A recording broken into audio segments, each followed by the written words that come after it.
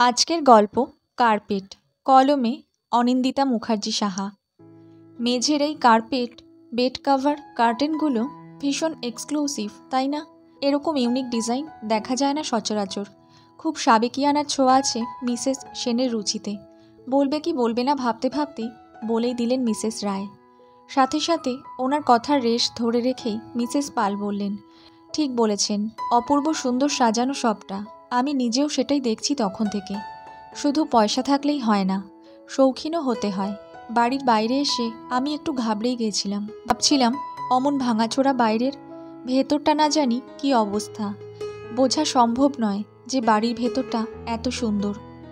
শুধু মিসেস রায় বা মিসেস পাল নয়, উপস্থিত সকলেই চোখ ঘুরিয়ে ঘুরিয়ে দেখছেন আর আধুনিকত্বের প্রশংসা করে চলেছেন এই ঘরটার। এরা সকলেই কাবেরীর সহকর্মী। সকলে একসাথে একটা নেটওয়ার্কিং বিজনেস করে। দেখা সাক্ষাৎ কারোর সাথেই খুব হয় না, কিন্তু তাও সহকর্মী ওরা একে অপরের। কাবেরী এই বিজনেসে একদম নতুন। ওর কোথাও কোনো কাজের অভিজ্ঞতা নেই, ইচ্ছেও হয়নি কখনো। শুধু অসময়ে সেরিব্রাল এসে নীলের চাকরিটা চলে যাওয়াতে এইভাবেই স্বাবলম্বী হতে হয়েছে ঘর কোনো গৃহবধূ কাবেরী সেনকে। নীলের অ্যাক্সিডেন্টের পর প্রথম বাড়িতেই ব্লাউজ, সায়া, ঠাকুরের কাপড় এসব বিক্রি করতো কাবেরী। এক বন্ধুর থেকে এনে টুকটাক করতো সেসব। চলে যেত ওদের সাথে। তখন অবশ্য ওদের জমানো টাকাও ছিল।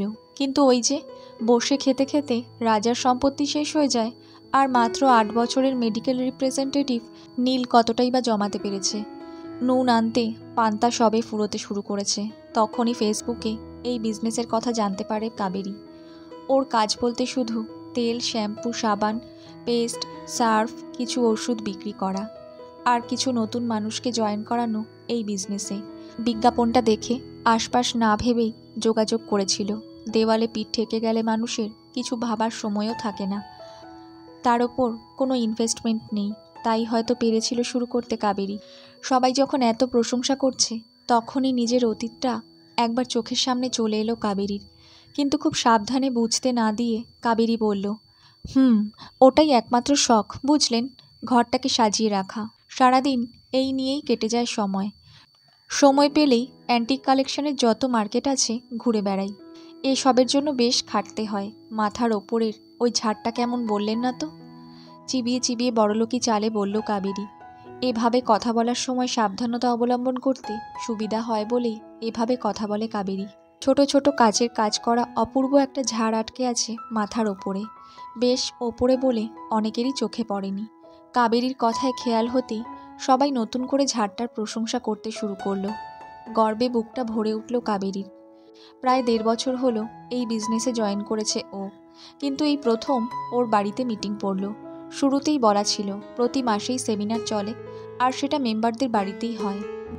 বছরে 1-2 বার এরকম মিটিং এক একজনকে দায়িত্ব নিতে হবে।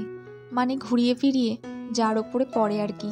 কোম্পানির ডিরেক্টররা সব আসেন, প্রোডাক্ট সম্পর্কে নলেজ দেওয়া হয়। আবার নতুন যারা জয়েনিং করে তাদের পরিচয় পর্ব চলে। এই বিজনেসে আপ্যায়নটাই একটা বড় ইনভেস্টমেন্ট। কাবেরী প্রতি মাসেই যেখানে মিটিং হয় যায়, সেখানে আড়ম্বরে চোখ ধাঁধিয়ে যায় ওর। অনেক দিন ধরেই কাবেরী সেনের বাড়িতে মিটিংয়ের জন্য বলছে সবাই, কিন্তু ও বুদ্ধি করে এড়িয়ে গেছে। কিন্তু আজ আর সম্ভব হয়নি। তাও বুদ্ধিটা আছে বলেই হয়তো একটু হলেও বিজনেসে দাঁড়িয়েছে। এই নেটওয়ার্কিং বিজনেস মানেই লোককে কথার জালে জড়িয়ে ফেলা। চিকেন নাগেটসগুলো ঠান্ডা হয়ে যাচ্ছে, সবাই খেয়ে তারপর আবার কন্টিনিউ করুন। কাবেরী সবার হাতে প্লেটগুলো দিয়ে বলল। খাওয়ার সময়টুকু সবাই প্রায় কাজের কথা ছেড়ে লেগে গেল কাবেরীর ঘরের প্রশংসা করতে। একজন বললেন, বিশ্বাস করুন মিসেস সেন, আমরা যখন আপনার বাড়িতে ঢুকছিলাম একটু কেমন লাগছিল। এত সরু ঘিঞ্জি আর অন্ধকার, কিন্তু ঘরে ঢুকে আপনার রুচির প্রশংসা না করে পারছি না। এবার স্বয়ং ডিরেক্টর প্রশংসা করলেন। কাবেরীর খুব ভালো লাগলো। কে জানে এটা প্রমোশনের দিকে এক ধাপ এগিয়ে দিল কিনা। ভাবনাটা আসতেই হেসে বলল, আসলে বাড়িটা নিয়ে একটু সমস্যায় আছি। শ্বশুরের সব ভাইদের একসাথে বাড়ি বলে আমরা ডিসিশন নিতে পারছি না। ফ্ল্যাট কিনে চলে যেতেই পারি, কিন্তু আমার হাজব্যান্ডের ইমোশন জড়িয়ে আছে এই বাড়ির সাথে। আমার নিজেরই ভীষণ চিপ লাগে এই বাড়ির পরিবেশটা, কিন্তু কিচ্ছু করার নেই। বাড়ির বাইরেটুকু নিয়ে আমার মাথা ব্যথা করে লাভ নেই। তাই বাড়ির ভেতর নিয়েই খেলা চলে আমার। একজন বললেন, আপনার হাজবেন্ড? কাবেরী যেন প্রস্তুত ছিল এই প্রশ্নের, তাই সাথে সাথে বলল, খুব ইচ্ছে ছিল আজ থাকার, কিন্তু পারল না। আসলে ও একটা এমএনসি কোম্পানির ম্যানেজিং ডিরেক্টর, অনেক রাত হয় ফিরতে। আসলে এত বড় দায়িত্বে আছে তো। বলেছিলাম তো আপনাদের আগে। গর্বিত গলায় উত্তর দিল কাবেরী। পাশের ঘর থেকে নীল শুয়ে শুনছে। দুঃখ হয়নি ওর। আসলে ও জানে কাবেরী যা করছে ওদের নিজেদের ভালোর জন্য। 2 বছর আগে আসা বিপদ কাবেরীর যত্নে অনেকটা কাটিয়ে উঠেছে নীল। হয়তো আর কিছুদিনের মধ্যেই ও কাবেরীর বেকার স্বামী থেকে রোজগেরে হয়ে যাবে। সেই আশাতেই দুঃখ পায় না নীল আজকাল। মিটিং শেষে সবাই বাড়ি ফিরতেই ঘড়ি দেখল কাবেরী। 8:30 বাজে প্রায়। এখন রাতের খাবার করে নীলকে খাওয়াতে খাওয়াতে অনেক দেরি হয়ে যাবে, তাই আর কোথাও যাওয়া সম্ভব না। একটু ভেবেই ফোন করলো। আমি কাবেরী সেন বলছি। কাল আপনাদের থেকে যে জিনিসগুলো এনেছি নাটকের জন্য আজ ফেরত দিতে যেতে পারলাম না। প্রোগ্রামটা আসলে অনেক রাতে শেষ হলো। কার্পেট, ঝাড়বাতি, বেড কাভার, টেবিল ক্লথ আর ওয়াল পেন্টিং, ঘড়ি আর জানলার পর্দা, এগুলোর আরেক দিনের ভাড়া দিয়ে কাল দিয়ে যাব। ফোনটা রেখেই কাবেরী তাকালো ওপরে ঝাড়বাতির দিকে। কদিন আগে সিলিং ফ্যানটা খারাপ হয়ে গেছিল, শীতকাল বলে রক্ষে। একটু ভাড়া বেশি, কিন্তু দারুণ ঝাড়টা। সস্তার চুন ঘষা দেওয়াল যেন প্রাণ ফিরে পেয়েছে এই ঝাড়ের ছোঁয়ায়। এরকমই একটা ঘরের স্বপ্ন দেখেছিল কাবেরী। সুন্দর, সাজানো, অতিথিরা এসে ওর রুচির তারিফ করবে, ঘরের প্রশংসা করবে। ভগবান মনে হয় কোনোভাবে জেনে গেছে ওর স্বপ্নের কথাটা। হোক না একদিনের জন্য, কিন্তু হলো তো স্বপ্ন পূরণ, বেঁচে তো গেল সম্মানটা।